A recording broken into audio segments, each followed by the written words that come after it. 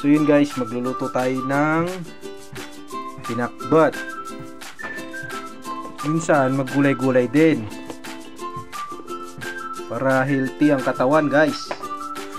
Papainit na ako ng kawali. Lalagay na ako ng mantika.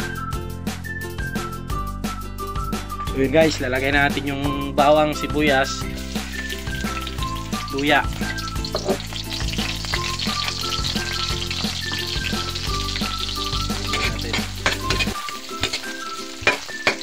So yun guys, sunod na natin tong gulay, mix gulay.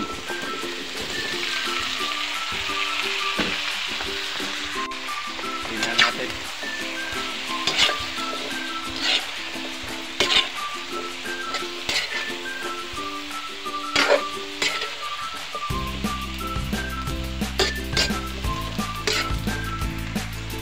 Natin ng tubig.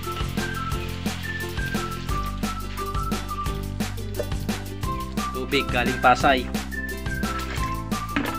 Balikan na lang natin mamaya guys. After 20 minutes, madali na maluto yung gulay.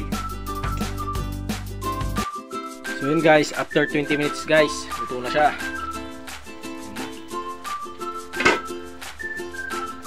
Mag-add na lang tayo ng konting alat.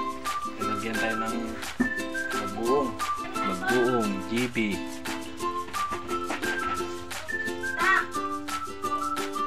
Silang.